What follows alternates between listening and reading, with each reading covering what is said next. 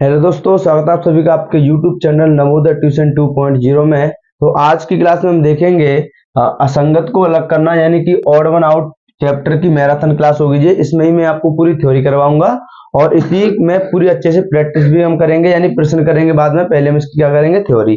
तो जितने भी बच्चे नवोदय सैनिक स्कूल और जितने भी जो एंट्रेंस एग्जाम होते हैं उनके लिए, और आप किसी भी एग्जाम के लिए जिसमें कि ऑड वन आउट यानी कि असंगत को अलग करना यानी जिस चैप्टर है ये आता है, तो आप उस यानी किसी भी एग्जाम के लिए इस क्लास को ले सकते हो। और आपका जो बेसिक इसमें जो आपकी थ्योरी होगी और बेसिक क्वेश्चन होंगे वो आपके अच्छे से यहीं से हो जाएंगे। तो आपको फिर बड़े बड़े क्वेश्चनों को करने में भी कोई कठिनाई नहीं होगी।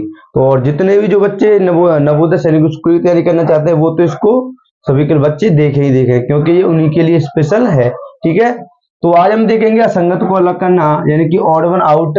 इसका मतलब पहले हम ये देखेंगे कि असंगत को अलग करने का मतलब क्या होता है, इसमें कैसे प्रश्न बनते हैं और इसका मतलब क्या होता है। तो सबसे पहला मतलब इसका यह है कि असंगत को अलग करने का मतलब यह है यहाँ पे कि आपको एग्जाम में चार ऑप्शन मिलेंगे। क्या मिलेंगे? चार ऑप्शन मिलेंगे। जैसे मैं आपको एक एग्जाम्पल समझाता हूँ। जैसे आपको एग्जाम में क्या होगा कि चार इसके एग्जाम्पल मिलेंगे। चार एग्जाम्पल जैसे मान लो चार ऑप्शन मिलेंगे, ए बी सी और डी। ठीक है, इस प्रकार आपको चार इसमें क्या मिलेंगे, ऑप्शन मिलेंगे। जैसे मान लो कि आपको असंगत को पहचानना है तो कैसे ऑप्शन होंगे। जैसे मान लो मैं यहाँ पे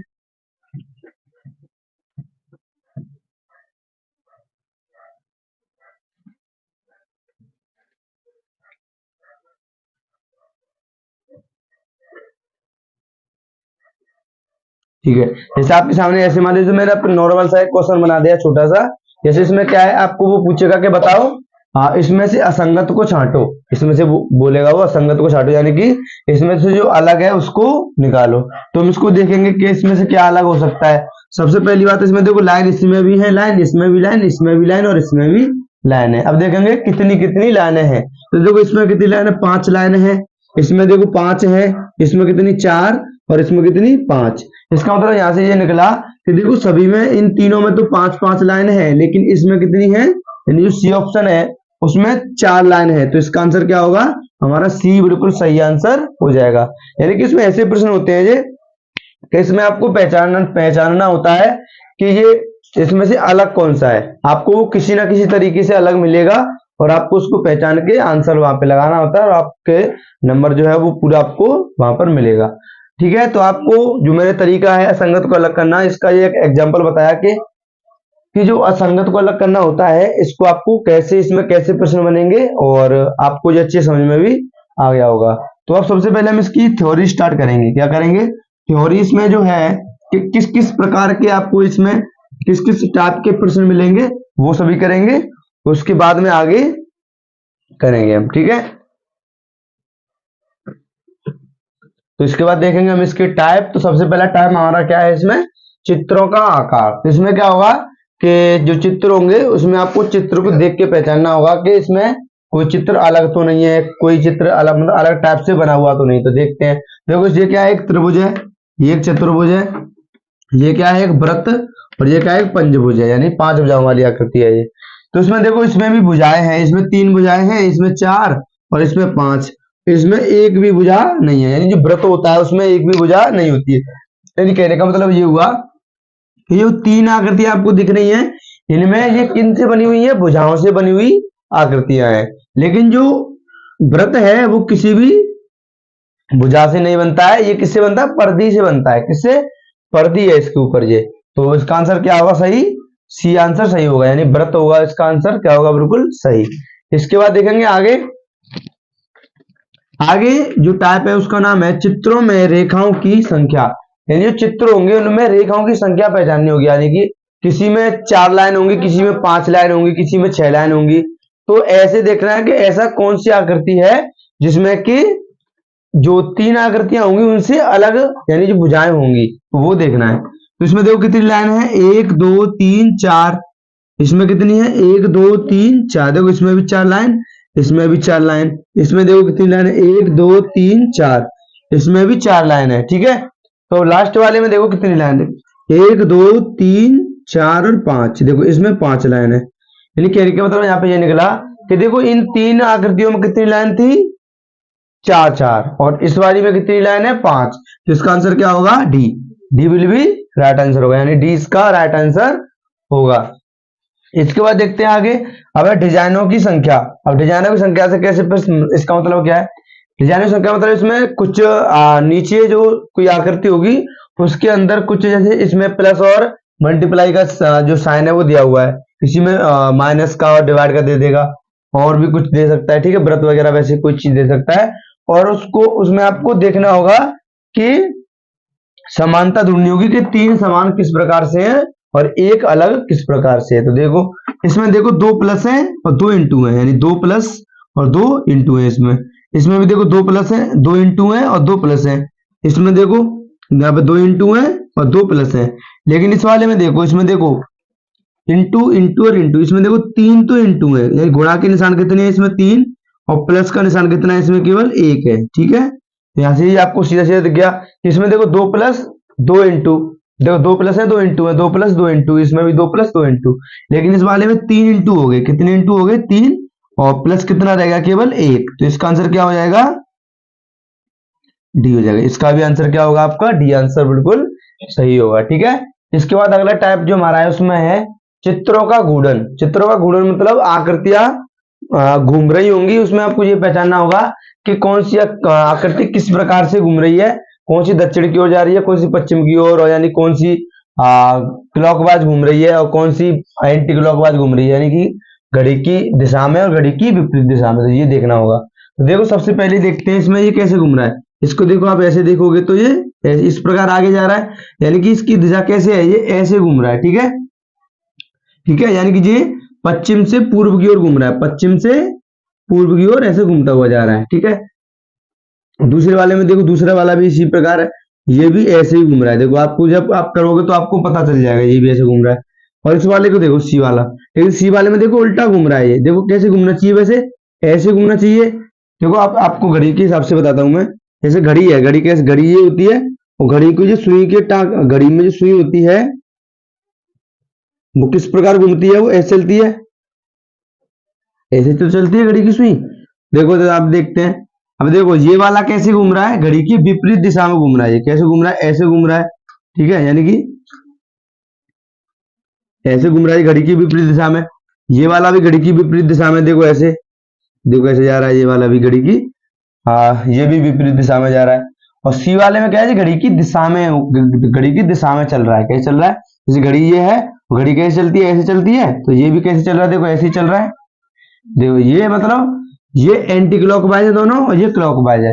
इसके बाद लास्ट वाले को देखते हैं, ये भी कैसे घूम रहा है, घड़ी की विपरीत दिशा में घूम रहा है, यानी कि इसका आंसर क्या होगा, सी इसका सही आंसर होगा, क्योंकि ये घड़ी की विपरीत दिशा में घूम रहा है, ये और ये घड़ी की दिशा में घूम रहा है। आप देख लेना, अच्छे से समझ में आ जाएगा। इसके बाद आगे देखते हैं लेखन पद्धति। लेखन पद्धति में क्या होगा कि कोई आपको वर्ड देगा, उनमें से आपको पहचानना होगा कि ये किस प्रकार से अलग होगा, यानी जो ABCD दे सकता है आपको अल्फाबेट, ठीक है, और कोई काउंटिंग में नंबर दे सकता है 1 2 3 4 ऐसे, तो कोई भी दे सकता है, आपको वहां पे पहचानना है बस। तो देखो इसमें कैसे पहचानेंगे, इसमें देखेंगे। अब इसमें देखो 4 अक्षर है, इसमें चारों में लाइन है। अब लाइन ही देखते हैं, लाइन इसमें कुछ में अलग है, किस में मतलब ज्यादा कम तो नहीं है। इसमें देखो कितनी लाइन है, यानी सीधी सीधी लाइन देखेंगे। देखो एक लाइन ये रही, एक लाइन ये रही, और एक बीच में, देखिए इसमें 3 लाइन है। इसमें देखो 1 2 3, इसमें भी 3 लाइन है। इसमें देखो, इसमें 2 लाइन है, देखो एक सीधी और एक ये नीचे। इसमें कितनी लाइन है, 1 2 3, इसमें भी 3 लाइन है। कहने का मतलब ये निकला कि इन तीनों में, यानी कि A B और D, इनमें तो 3 लाइन थी, और जो लास्ट और जो C है उसमें कितनी लाइन है, 2 लाइन है। तो इसका आंसर क्या हो जाएगा, C। इसके बाद अगला टाइप है हमारा अर्थपूर्ण शब्दों पर आधारित। अर्थपूर्ण मतलब यानी कि जो शब्द होते हैं नॉर्मल, जैसे कोई लड़के लड़का लड़की, यानी कि एनिमल, इनमें सभी आ जाएंगे, जानवर सभी आ जाएंगे इसमें, ठीक है। तो इसमें कैसे शब्द भी आएंगे इसमें, और सभी यानी कि अर्थपूर्ण शब्द आएंगे, ठीक है। तो इसमें देखो यहाँ पे दिया हुआ है कुत्ता, बिल्ली, शेर और गाय। अब इनमें से आपको पहचानना है कि ये कौन सा अलग है। देखो कुत्ता भी एक जानवर है, पशु है, यानी कि एक तरह से उसी में आता है, बिल्ली भी, शेर भी और गाय भी। तो आप देखो इससे तो पहचान नहीं पाए, अब दूसरा तरीका क्या है, देखो कुत्ता कहाँ पे, कुत्ता एक पालतू जानवर होता है, यानी कुत्ता क्या होता है, पालतू जानवर होता है। ऐसा नहीं है कि आप बोलोगे गली में, जो गलियों में कुत्ते ढूंढते रहते हैं वो तो पालतू नहीं होते, लेकिन जो नॉर्मल बात की जाती है कि कुत्ता कैसा जानवर है, कुत्ता एक पालतू जानवर है, यानी कि इसको पाल सकते हैं, है ना, इसको पालते भी और नहीं भी पालते हैं, तो ये कैसा जानवर है, पालतू जानवर है। और बिल्ली, बिल्ली भी पालतू जानवर, यानी बिल्ली को भी पालते हैं, है ना, बिल्ली भी पालतू जानवर होती है एक तरह से। और शेर, आप बताओ, शेर, शेर शेर यहाँ पे पालतू जानवर नहीं होता है, शेर क्या नहीं होता, आप बहुत से बोल रहे होंगे कि शेरों को भी पालते हैं, लेकिन ना के बराबर, ठीक है। और ये भी बोल सकते हैं, देखो ये कहाँ पे रहता है, ये पशु है, ये भी पशु है, ये भी पशु है, लेकिन ये क्या है, एक जंगली जानवर है। देखो ये तो, ये क्या है, ये मतलब जो नॉर्मल घरों में रहने वाले जानवर होते हैं, गांव में शहरों में रहते हैं। और ये कहाँ पे रहता है, शेर जंगल में रहता है, शेर कहाँ पे रहता है, जंगल में रहता है। इसका आंसर होगा सी, क्या होगा, सी इसका बिल्कुल सही आंसर होगा, शेर, ठीक है। क्योंकि देखो ये पालतू जानवर, ये भी पालतू जानवर और ये भी पालतू जानवर, लेकिन शेर पालतू जानवर नहीं होता। ये एक तरीका तो ये है। दूसरा तरीका क्या है, ये सभी कहाँ पे रहते हैं, गांव शहरों में रहते हैं, और ये कहाँ पे रहता है, जंगल में रहता है, ये जंगली जानवर है, ठीक है। ये कैसा जानवर है, शेर जंगली जानवर है, ठीक है। तो इसका आंसर हो जाएगा शेर। और इसमें ये दो चार टाइप और है, वो बहुत आसान है, उनको मैं अब नहीं बता रहा हूं, उनको मैं जो एग्जाम्पल करेंगे हम उनमें ही अच्छे से सीख लेंगे कि इसको, इनको कैसे कैसे आपको करना है, ठीक है। तो आप सभी इन टाइप को जो मैंने आपको कराया, जो इंपोर्टेंट टाइप है वो मैंने करा दिए हैं। इसके अलावा जो भी अब दो तीन टाइप बचे हैं वो बिल्कुल आसान है, उनको मैं, जो हम एक्सरसाइज करेंगे यानी प्रश्न करेंगे इसमें, उन प्रश्नों में ही मैं आपको इनको समझा दूंगा। तो आप सभी इसको अच्छे से पहले नोट कर लो। अब हम करेंगे अभ्यास प्रश्न। तो सबसे पहला प्रश्न क्या है, तो देखो सबसे पहले क्या है, ये घड़ी है, क्या है, घड़ी। और घड़ी में देखेंगे कि कैसे एक जो एक इसमें ऑप्शन क्या होगा, अलग होगा। तो सबसे पहला ऑप्शन क्या है, इसमें देखो कितने बज रहे हैं, 3 बज रहे हैं, इसमें कितने बज रहे हैं, 3। दूसरे ऑप्शन में भी 3 बज रहे हैं, तीसरे ऑप्शन में भी कितने बज रहे हैं, 3। लेकिन जो फोर्थ ऑप्शन है यानी चौथा ऑप्शन है डी, इसमें कितने बज रहे हैं, 9 बज रहे हैं, इसमें कितने बज रहे हैं, 9। तो इनमें सभी में 3 बज रहे थे और इसमें बज रहे हैं 9, तो इसका आंसर क्या हो जाएगा, डी। डी इसका क्या होगा, बिल्कुल सही आंसर होगा, है ना। इसके बाद देखते हैं दूसरा प्रश्न। दूसरे प्रश्न में देखो क्या है, ये सर्कल बने हुए हैं, क्या है, सर्कल यानी कि वृत्त, ठीक है। तो इनमें देखते हैं कौन सा अलग है। सबसे पहले देखेंगे हम, इसमें देखो 3 सर्कल है, इसमें 2 सर्कल, इसमें 3 सर्कल और इसमें भी 3 सर्कल। और अब तो आप अपना आंसर भी पहचान चुके होंगे कि इसका आंसर क्या होगा, बी। बी उसका बिल्कुल सही आंसर होगा, क्योंकि बी में 2 सर्कल है और इन तीनों में 3-3 सर्कल है, तो ये तो सेम है, 3 सर्कल, इसमें 2 सर्कल है, इसका आंसर हो जाएगा बी। इसके बाद आगे देखते हैं, आगे देखते हैं कि क्या है।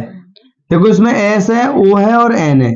इसमें देखो एस तो है, इसमें ओ नहीं है, लेकिन देखो इसमें एन है यहाँ पे।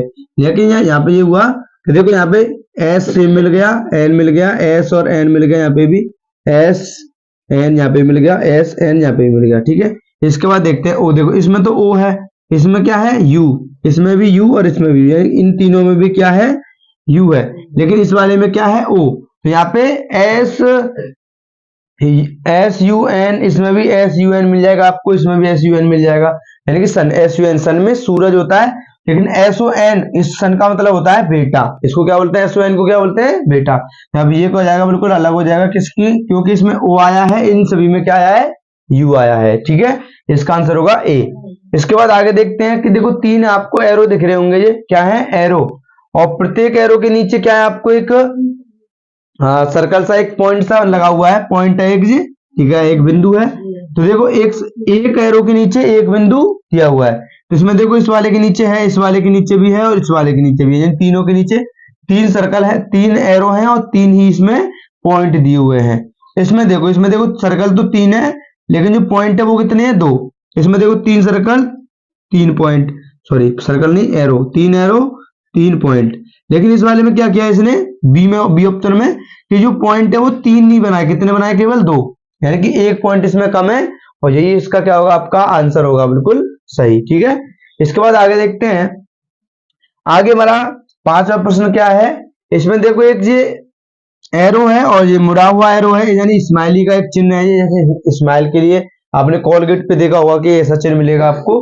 तो इसको देखते हैं, इसमें एरो किधर जा रहा है, देखो एरो इस साइड में है, इसमें देखो, और इसमें भी, इसमें, लेकिन देखो ये हमें सी ऑप्शन दिख रहा है, इसमें जो एरो है इसका मुंह किधर है, इधर है, ठीक है। इन तीनों का मुंह इधर है, यानी जी तीनों थे सीधे हाथ पे, यानी कि इनमें देखो तीनों सीधे हाथ पे एरो है, और लेकिन जो ऑप्शन सी है इसमें जो एरो है वो किधर है, बी, यानी कि बाएं हाथ पे, यानी कि लेफ्ट हैंड पे है। तो इसका आंसर क्या होगा, सी इसका बिल्कुल सही आंसर होगा, ठीक है। इसके बाद आगे देखते हैं अपना छठवां प्रश्न। छठवें प्रश्न में क्या हो रहा है कि ये देख रहा है एक प्लस का चिन्ह है और उसके ऊपर और नीचे यानी कि डॉट डॉट से बने हुए हैं, यानी कि पॉइंट लगे हुए हैं। तो इसमें देखो कि देखो इसमें 3 पॉइंट है, इसमें 2 पॉइंट है, इसमें देखो 3 और इसमें भी 3। तो इससे आप समझिए कि इसमें देखो 2 पॉइंट है, तो इसका आंसर हो जाएगा बी। बी क्या होगा बिल्कुल इसका सही आंसर, क्योंकि इसमें 3 पॉइंट थे और इसमें 2 पॉइंट है। देखो सभी में 3-3 पॉइंट दिए हुए हैं, लेकिन इसमें 2 पॉइंट है बस, इसलिए आंसर होगा बी। इसके बाद आगे देखते हैं, ये क्या है, एक 4 भुजाओं वाली आकृति है। ये क्या है, 4 भुजाओं वाली आकृति, और इसमें क्या है कि बीच में एक विकर्ण सा डला हुआ है। क्या है, इसको बोलते हैं विकर्ण, यानी कि कोने से कोने पे मिला हुआ एक विकर्ण है ये, ठीक है, एक रेखा है। तो इसमें देखो, इसमें कहां से रेखा मिल रही है, इसमें इस साथ यानी इस कोने से इस कोने पे है, यानी ठीक है। और देखो इसमें इससे इसमें भी यहाँ से यहाँ पे मिल रही है, यहाँ से इसमें भी यहाँ से, यानी कि जो बी सी और डी ये बिल्कुल कैसे है, सेम है। बी सी और डी सेम है, बिल्कुल सेम लाइन है। और जो ए है इसमें लाइन कैसी है, अलग तरीके से बनी है, यानी कि इसमें देखो ऐसे बननी चाहिए थी, कैसे बननी चाहिए थी, ऐसी, लेकिन इसने कैसे बना दी है, ऐसे बनाई है ये। तो इसका आंसर हो जाएगा ए, क्योंकि इसमें लाइन कैसी है, अलग है। इसके बाद 8वां प्रश्न। 8वें प्रश्न में क्या है, देखो इसमें देखो साइन दिए हुए है, ये प्लस का, ये माइनस का, ये मल्टीप्लाई, लेकिन इसमें क्या है, एक नंबर दे दिया, क्या है, एक डिजिट है, ये क्या है, एक संख्या। तो ये क्या है, साइन है, मैथ के ये साइन है यानी चिन्ह, और ये क्या है, एक संख्या है, यानी कि एक अंक है, या संख्या बोल सकते हो या अंक भी बोल सकते हो। तो इसका अंक अलग हो जाएगा, साइन अलग होते हैं, तो इसका आंसर हो जाएगा डी। अब इसको देखते हो, देखो इसमें तो सभी अंक है, 3, 6, 9, 10, इसमें सभी ये अंक है। अब इसमें देखेंगे कि आपको दिख रहा होगा कि देखो 3, 6, 9 ये अलग है और ये अलग दिख रहा होगा, सीधा सीधा, क्यों अलग ऐसे। तो देखो इसमें 3 का भाग जाएगा, इसमें भी 3 का भाग चला जाएगा, इसमें भी 3 का भाग चला जाएगा, लेकिन इसमें 3 का भाग नहीं जाएगा। तो इसका आंसर हो जाएगा डी। डी इसका क्या होगा, सही आंसर होगा। इसके बाद आगे देखते हैं कौन सा प्रश्न है, 10वां प्रश्न। 10वें प्रश्न में क्या हो रहा है कि एक हैशटैग का साइन, ये क्या है, हैशटैग है, ये क्या है, हैश, जैसे मैंने यहाँ पे बनाया, ये इसी प्रकार का है, ये टेढ़ा बना हुआ है, कैसा है, टेढ़ा। इसमें देखो 3 लाइन तो ये है और 2 लाइन ये रही, 3 लाइन ये रही, और यहाँ पे देखो 1 लाइन रह गई, यही ऑप्शन होगा शायद हमारा। देखो यहाँ पे 3 और यहाँ पे 2, यहाँ पे 3 और यहाँ पे 2। तो देखो इसमें 3 लाइन तो ऐसी है, और ऐसी कितनी लाइन है, 2 लाइन है। तो लेकिन इस वाले में कितनी लाइन है, इस प्रकार इसको काटती हुई 1 लाइन है। तो इसका आंसर क्या होगा, इसका आंसर होगा बी। बी इसका बिल्कुल सही आंसर होगा। इसके बाद देखते हैं आगे 11वां प्रश्न। इसमें क्या है कि ए बी और सी, देखो इसमें क्या है, ए बी सी, ये क्या है, क्या है ये, यानी जो अल्फाबेट होते हैं वो दिए हुए है इसमें, देखिए ABCD है। और इसमें क्या है, ये तो इंग्लिश की चीज है ABC, और लेकिन जो डी ऑप्शन में दिया हुआ है वो क्या है, एक त्रिभुज है यानी ट्राइंगल। ये किसकी चीज होती है, ये मैथ में यूज किया जाता है, किसमें यूज किया जाता है, ये मैथ में। तो ये ABCD है और ये क्या है, ट्राइंगल, तो ये इसका आंसर हो जाएगा डी, ठीक है। तो आप सभी इन प्रश्नों को जरूर नोट करना, क्योंकि ये प्रश्न आपके लिए बहुत ज्यादा इंपॉर्टेंट है। इसके बाद हम इसमें और भी प्रश्न करेंगे, अभी हमने 11 प्रश्न किए हैं, इसके बाद इसमें और भी हम कुछ प्रश्न करेंगे, तो आप सभी इनको जल्दी से नोट कीजिए, उसके बाद में आगे हम और प्रश्न इसमें करेंगे। इसके बाद करेंगे हम अपना 12वां प्रश्न। तो 12वें प्रश्न में देखो क्या हो रहा है कि यहाँ पे देखो सबसे पहले इसमें एक आकृति बनी हुई है, यानी एक 4 भुजाओं वाली एक आकृति है ये, और इसमें नीचे की ओर देखो क्या है, ये डार्क है, ये भी नीचे की ओर डार्क है, और देखो ये भी नीचे की ओर डार्क है, लेकिन ये ऊपर, ये कहाँ पे डार्क है, ऊपर की ओर डार्क है, ठीक है। तो इसका आंसर क्या होगा, सी इसका बिल्कुल सही आंसर होगा। इसके बाद देखते हैं अगला प्रश्न। अगले प्रश्न में क्या हो रहा है, ये संख्याएं दी हुई है 3, 6, 3, 1 और 5।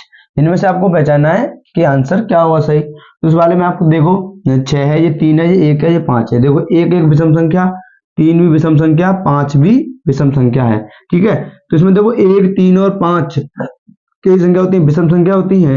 एक जो 6 होता है वो कई संख्या होती है, सम संख्या होती है। क्या बोलते हैं इसको हम? सम संख्या। देखो ये विषम है,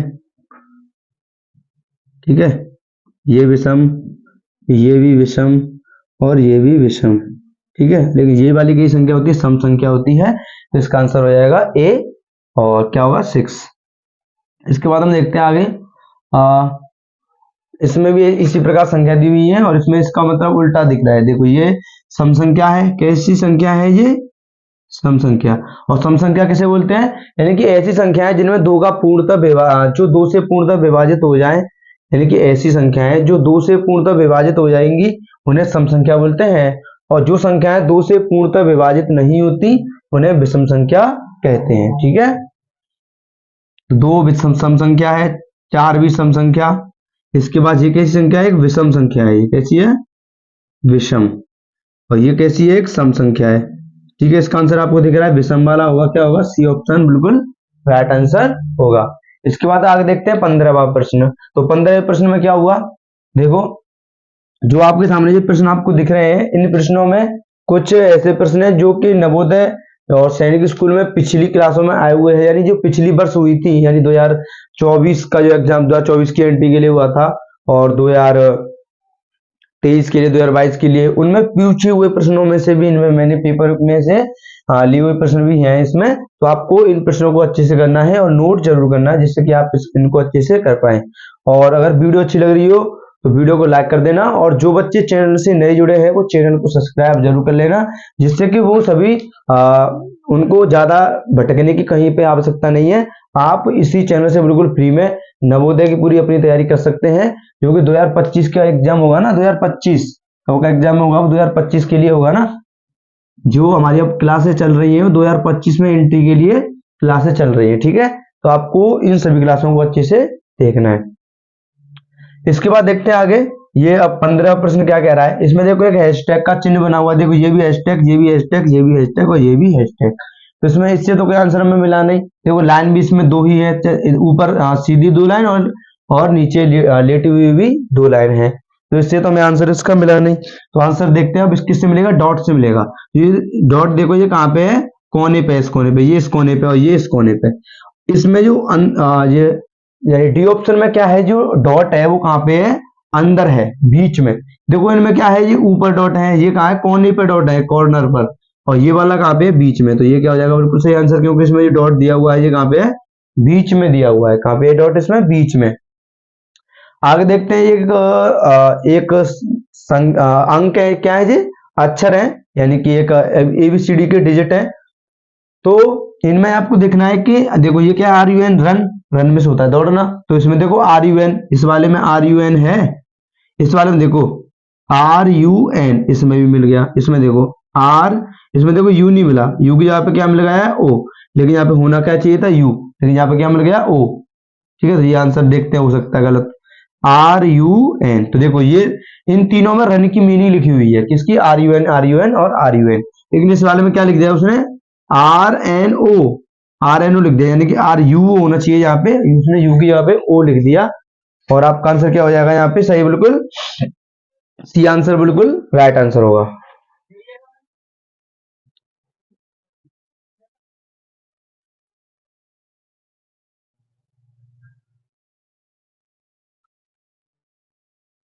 इसके बाद देखेंगे हम अपना अगला प्रश्न, 17वां प्रश्न। इसमें देखो क्या हो रहा है।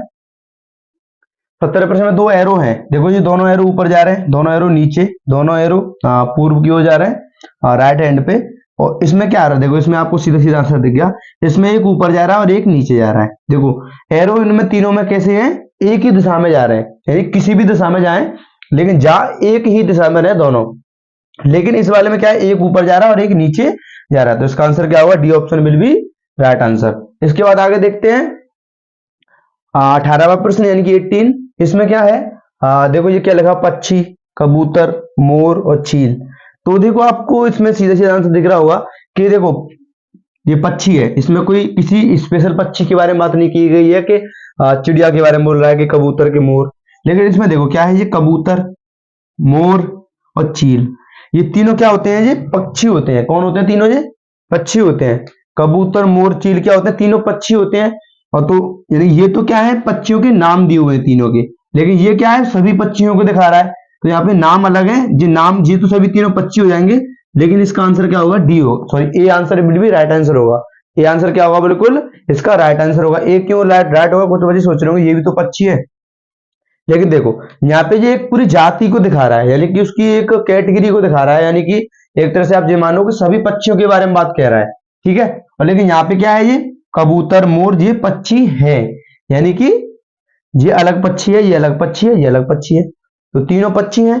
लेकिन यहाँ पे ये क्या कह रहा है, पक्षी, इसमें सभी पक्षी आ जाएंगे, तो इसका बिल्कुल अलग आंसर क्या हो जाएगा, पक्षी हो जाएगा। इसके बाद देखते हैं अपना 19 प्रश्न। 19 क्वेश्चन में क्या कह रहा है कि कलम, पेन, पेंसिल और कागज। तो देखो कलम से क्या करते हैं, लिखा जाता है, पेंसिल से भी लिखा जाता है, और पेन से भी लिखा जाता है, और पेंसिल से भी लिखा जाता है। लेकिन जो कागज होता है इससे लिखा नहीं जाता है, इस पर लिखा जाता है। देखो ये लिखने के लिए काम आते हैं और इस पर लिखा जाता है, ठीक है। तो इस पे हम लिखते हैं, क्या करते हैं, इस पे हम लिखते हैं। तो इसका आंसर क्या होगा, कागज बिल्कुल राइट आंसर होगा इसका। इसके बाद देखते हैं 20 प्रश्न। 20 प्रश्न में क्या है, देखो आप, एक वृत्त है, ये क्या है, एक वृत्त है, सर्कल है, और सर्कल चारों में देखो सर्कल है, इससे तो आंसर मिलेगा नहीं, हमें आंसर मिलेगा अपनी लाइन से, यानी कि इसके बीच में जो व्यास दिया हुआ है, यानी डायमीटर व्यास दिया हुआ है, और जो जीवा है उससे पता पड़ेगा कि इसमें आंसर कैसे निकलेगा। तो देखो यहाँ पे जो बीच में जो आपको लाइन दिख रही है, इसको बोलते हैं हम, उसके अलग अलग नाम होते हैं, तो आपको केवल लाइन ही देखना है। ये बीच में लाइन है, ये क्या करती है, इन दोनों को बराबर भागों में काट बांट रही है। देखो किसमें बांट रही है, बराबर, ये इसके बिल्कुल बराबर है। इस वाले में देखो डी वाले, सी वाले में भी बराबर है ये, और डी वाले में भी बिल्कुल बराबर है। लेकिन जो बी ऑप्शन है उसमें क्या है, नीचे तो ज्यादा है और ऊपर बहुत कम रह गया है, ठीक है। इसीलिए यहाँ पे जो लाइन है वो यहाँ पे कैसी है, ऊपर है थोड़ी, यानी कहने का मतलब ये कि वो बराबर दोनों भागों में इसको नहीं बांट रही है।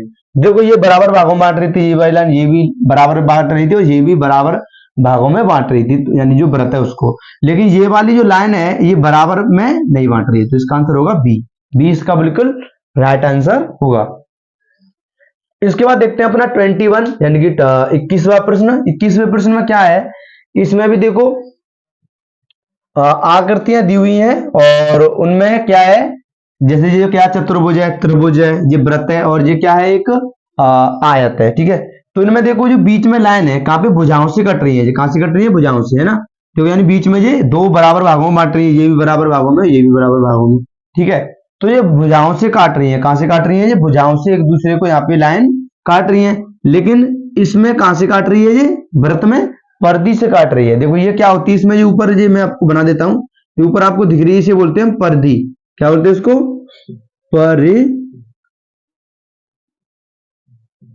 पर्दी। इंग्लिश में बोलते हैं इसको पेरीमीटर। इंग्लिश में हम क्या बोलते हैं, इसको पेरीमीटर बोलते हैं, ठीक है। इंग्लिश में पेरीमीटर बोलते हैं, यानी ये इसमें जो बीच में इसको बराबर भागों में तो बांट रहा है, ठीक है, लेकिन इसमें क्या कर रहा है, वो पर्दी से काट रहा है। इसमें सभी में क्या है, भुजाएं हैं, इन तीनों में क्या है, भुजाएं, इसमें भुजा नहीं है, तो इसका आंसर ये हो जाएगा, सी विल बी राइट आंसर। उसके बाद देखेंगे अपना 22वां प्रश्न। तो 22वें प्रश्न में देखो क्या हो रहा है, तो देखो ऊपर कितनी, ऊपर देखो आकृति दी हुई है, तो इसमें आकृति में कितनी भुजाएं हैं, 5 है, और नीचे जो लाइन है वो 3 दी हुई है। इसमें देखो 4 भुजाएं वाली आकृति है, और उसके ऊपर लाइन कितनी है, 3 है। तो 3 भुजा वाली आकृति है, और उसके ऊपर लाइन कितनी है, 2 है, और यहाँ पे भी 4 भुजा वाली आकृति है और 3 लाइन है। तो यहाँ पे आप देखो कि जो अंदर वाली आकृति है उसमें 4 भुजाएं हैं, तो यहाँ पे उससे कम लाइन ऊपर दी हुई है, ठीक है। इसमें देखो 3 भुजाएं हैं तो 2 लाइन दी हुई है, इसमें 4 भुजाएं हैं तो 3 लाइन दी हुई है। लेकिन इस वाले में आप देखो क्या कर रहा है वो, कि जो आकृति तो 5 भुजाओं वाली है, और यहाँ पे आंसर क्या होना चाहिए, लेकिन यहाँ पे होना क्या चाहिए था, 4 लाइन होनी चाहिए थी, क्योंकि एक कम होनी चाहिए थी। लेकिन इसने क्या करते हैं, यहाँ पे 3 लाइनें की हैं, इसलिए इसका आंसर क्या हो जाएगा, ये सभी से अलग है, यानी कि इसने अलग से नियम लगाया अपना, ये क्या हो जाएगा, अलग हो जाएगा, इसका आंसर हो जाएगा ए, ठीक है। इसके बाद देखते हैं अपना 23वां प्रश्न। 23वें प्रश्न में क्या हो रहा है कि इसमें भी इसी प्रकार एक आकृति है, ये भी आकृति और ये भी एक एक वृत्त, यहाँ पे देखो त्रिभुज बना हुआ है, यहाँ पे चतुर्भुज है, यहाँ पे पंचभुज है और यहाँ पे भी त्रिभुज है। तो इसमें देखो ऊपर वाली आकृति में 3 है और जो अंदर वाली है उसमें कितनी है, 4, 4 भुजाएं हैं। ऊपर वाली में 4 भुजाएं हैं और नीचे वाली में 5, ऊपर वाली में 5 है और नीचे वाली में 4। यहाँ पे देखो ऊपर वाली में 3 और नीचे वाली में 4।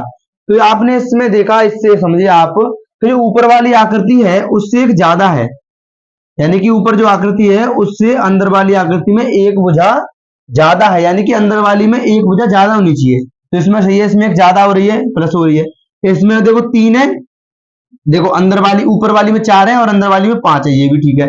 इस वाले में देखो इसने उल्टा कर दिया, ऊपर होनी चाहिए थी 5 और नीचे होनी चाहिए था 4, या फिर अगर ऊपर 5 है और ऊपर 5 है तो नीचे 6 भुजाओं वाली आकृति होनी चाहिए थी, यानी कि एक ज्यादा वाली होनी चाहिए थी।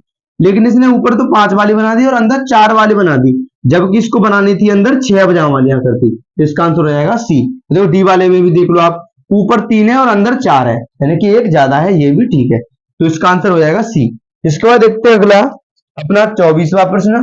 तो 24वें प्रश्न में क्या है, यहाँ पे आप दिख रहे हो, ये क्या है, आम, सेब, अनार और गोभी। ठीक है, तो आम क्या होता है, फल होता है खाने का, ये भी सेब फल होता है, अनार भी फल होता है, लेकिन जो गोभी होती है वो क्या होती है, सब्जी होती है। क्या होती है गोभी, गोभी एक सब्जी होती है। ठीक है, तो इसका आंसर हो जाएगा गोभी, बिल्कुल, यानी कि D answer will be right answer. तो आगे देखते हैं 25वां प्रश्न। तो 25वें प्रश्न में भी इसी प्रकार है, ये क्या है, यहाँ पे शेर, यहाँ पे क्या है, चीता, यहाँ पे चिड़िया और यहाँ पे भैंस। ठीक है, तो यहाँ पे आप देखो इसका आंसर क्या हो सकता है। यहाँ पे शेर क्या होता है, एक जानवर होता है, चीता भी एक जानवर होता है और भैंस भी एक जानवर होता है, लेकिन जो चिड़िया होती है वो क्या होती है, एक पक्षी होती है, इसलिए इसका आंसर हो जाएगा चिड़िया, और वो है C answer will be right answer. तो मैंने आपको 25 प्रश्न करवाए हैं और जो 26वां प्रश्न है इसका आंसर आपको कमेंट में देना है। कहां पे देना है, आप सभी इस प्रश्न का आंसर मुझे कमेंट में बताना, मैं आपका आंसर देखूंगा कि किसने इसका आंसर सही दिया है। ठीक है, तो अगर वीडियो अच्छी लगी हो तो वीडियो को लाइक कर देना, और जो भी मेरे भाई बंधु हैं वीडियो को देख रहे हैं लास्ट तक, तो उनसे मेरा कहना है कि जो भी नवोदय सैनिक स्कूल की तैयारी करना चाहते हैं तो आप उन अपने भाई बंधुओं को इस चैनल के बारे में जरूर बता दें, जिससे कि वो नवोदय सैनिक स्कूल और जितने भी जो एंट्रेंस एग्जाम होते हैं उन सभी के लिए अच्छे से तैयारी कर पाए। और ये चैप्टर है असंगत को अलग करना, और भी एग्जामों में आता है, जैसे एयरफोर्स, नेवी, और इन सभी एग्जामों में भी इससे प्रश्न मिलते हैं। तो आप सभी इस चैप्टर को अच्छे से कर सकते हो, आपका बेसिक इससे अच्छा हो जाएगा।